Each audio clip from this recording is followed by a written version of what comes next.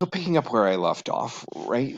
These ideas, this kind of becoming used to living under a dynasty in an empire where the ruler rules because the heavens are favoring them. And you know the heavens are favoring them because life is pretty good, right? Like things are peaceful and the ruler rules justly and everything's kind of groovy, right? And then you say, okay, the heavens are clearly favoring this person.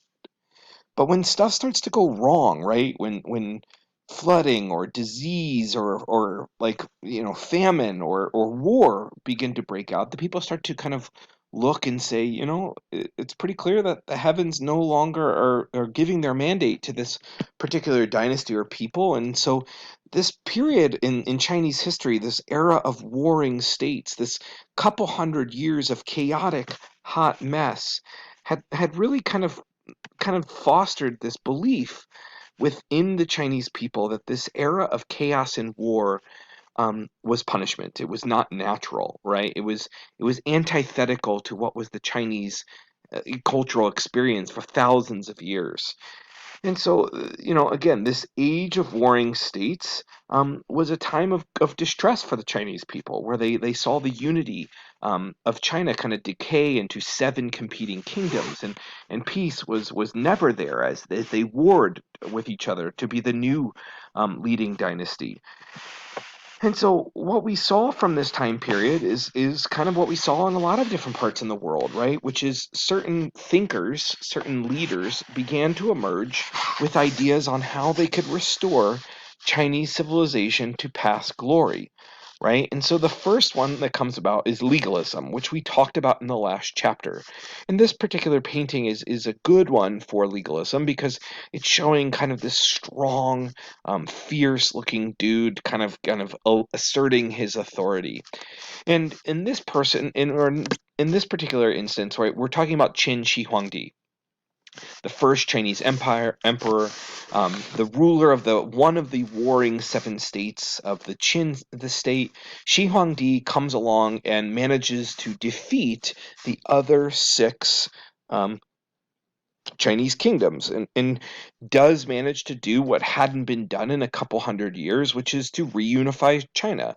And he did it largely by peddling these very strict laws and harsh rule as kind of the path towards restoring order. That people, when left to their own natural devices, were war like and jealous and largely just kind of beasts, chaotic, thriving beasts. And so, in order to kind of remove this natural experience of humanity, um, humans cry out for structure, right? Harsh punishments and strong rewards.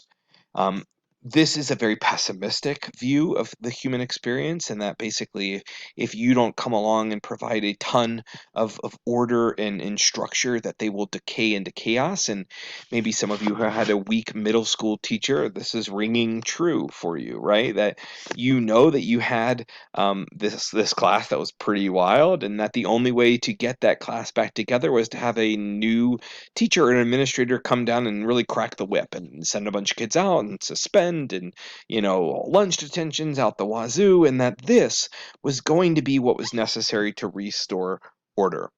And that Qin Shi Huangdi was advocating for this legalism response that basically said the government's task is to restore order, and really the only people that are valuable in Chinese society in this type of setup are people that serve the state, that actually provide necessary um, services, right? These are farmers and soldiers. Farmers feed us, soldiers maintain order. This is who we value. And all others, like artists or musicians or historians, they're useless, right? They don't feed us, they don't restore order, right? And so this is a famous picture of Shi Huangdi's tomb, the first emperor who did manage to unify China.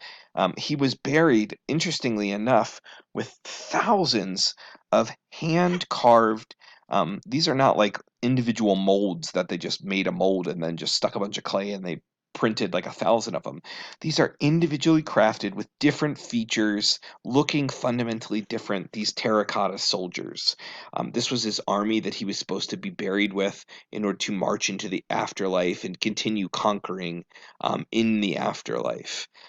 We saw that they marched with chariots, with real dead horses, and if you look closely, you can see the differences, right? And it's really quite incredible and kind of a testimony to the war like and kind of harsh nature of the Qin dynasty.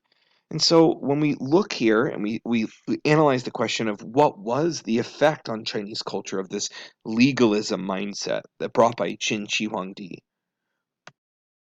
When we analyze this question, we continue to see elements of legalism in Chinese culture today, but most specifically, we credit this philosophy of legalism under Qin Shi Huangdi with managing to do something in China that had largely been unsuccessful for a couple hundred years since the collapse of the Zhou dynasty, which is reunify the Chinese people, which is essentially what the Chinese people were wanting, right? That this brutality, this idea that you need to come in, crack some skulls, whip kids into shape, get everything together.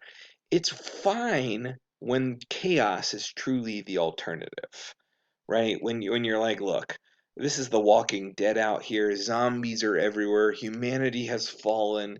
It is a mess. And so in comes this guy who's basically the biggest badass in the class, right? And who's gonna kind of whip everyone into shape, unify everyone, and establish order. And people were okay with that when the alternative was chaos.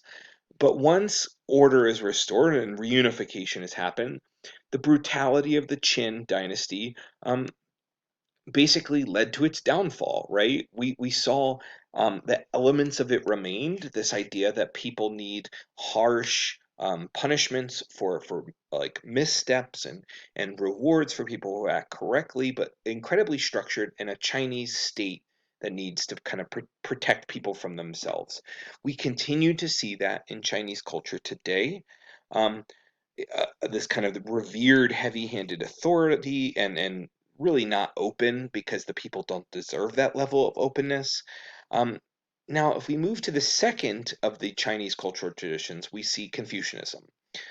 Confucianism obviously founded and led by Confucius, right? And so Confucius was another important thinker during the time of warring states, right? He's a what was essentially like a monk or kind of a spiritual figure born in 551 BCE, and really kind of as he kind of grew during this time, he sought political positions that would allow him to kind of execute his vision of society.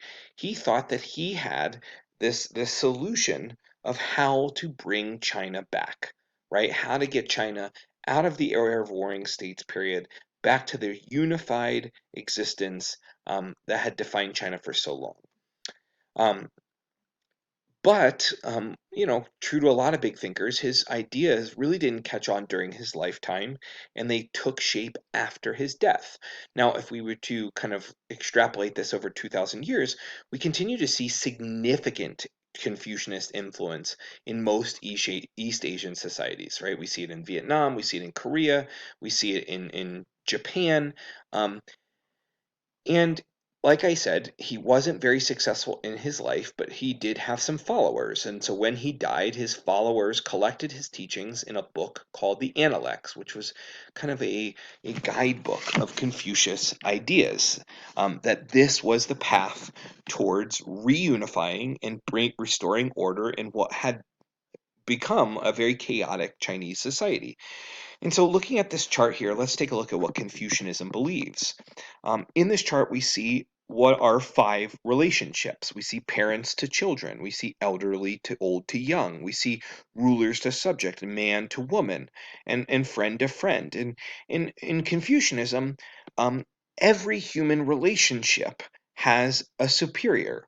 Right? And so older is superior to younger, man is superior to woman, parents are superior to children, rulers are superior to ruled. And so in Confucianism, there is this belief that by recognizing these relationships and by recognizing these power dynamics, that peace can be restored if we have kind of a strong moral leadership of superiors. Because if superiors are acting this way, their followers will naturally follow them. And that these human relationships, defined by one superior, um, are unequal, but they are effective in promoting order. Right? If the inferior in a relationship always defers, right, or always yields or follows the lead of the superior, and that superior acts morally, then society is restored, right? If the father provides good moral leadership and son follows, that works. If husband does it and the wife follows, that works. And so we see in this idea that when the superior acts morally, the inferior would respond with obedience. And this would end a lot of the chaos and war and bloodshed that had erupted in Chinese society. And this idea, right, is really exemplified in this Confucian idea, this saying that I think really exemplifies Confucianism, which is, if the wind blows, the grass must naturally bend. If the wind blows, the grass bends. The grass doesn't decide, well, I think the wind's blowing. Should I bend? Nah, right? No. If the wind blows, the grass bends. It is a natural relationship. In this case, the wind would be the superior and the grass is the inferior. When the wind blows, the grass responds. And so when you apply this idea of strong moral leadership by a superior to the political sphere, we have subjects that follow their rulers. But according to Confucius, this same dynamic also applied in Chinese families, right? That when the father led the family justly and morally, the family would kind of coalesce around that, and parents to children.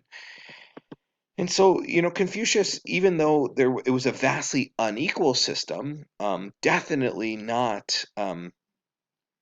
definitely not egalitarian. We do see Confucius saying that like benevolence and goodness and nobility of heart was important, right? This is not just, hey, if you're the superior, you get to act however you want, people have to follow you. No, the superior is expected to be good, and then the inferior will kind of follow their lead, and society is better. Confucius also believed that every human can improve.